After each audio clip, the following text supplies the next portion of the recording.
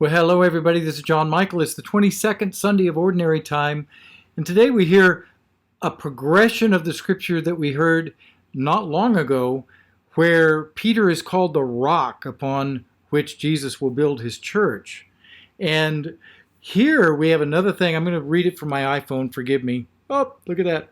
Okay.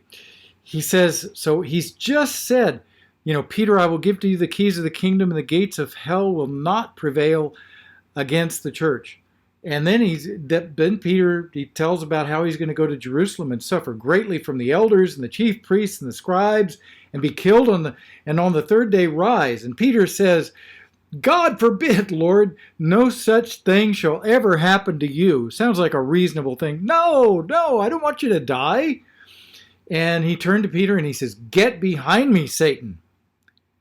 You are an obstacle to me. You are thinking not as God does, but as human beings do. And then he goes on and he says, you got to deny yourself if you're going to follow me.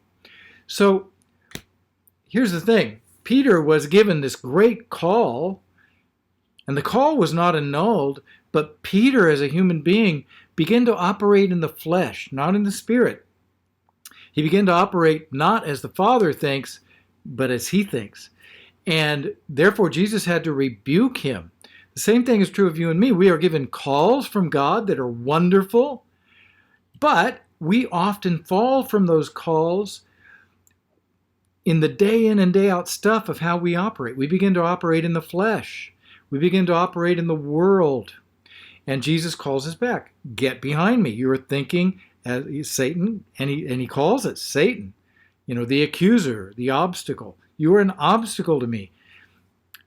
And Peter had to come back. So it doesn't mean that we don't have our call. It doesn't mean that Peter didn't have his call. But it means that we can operate in the wrong way within our call. We have to die to ourselves completely every day so we can be raised up a new creation in and through Christ. And then we can be born again and operate in the Spirit of God. That's my prayer for you guys. If it's true of the first Pope, hey, it's true for you. It's true for me.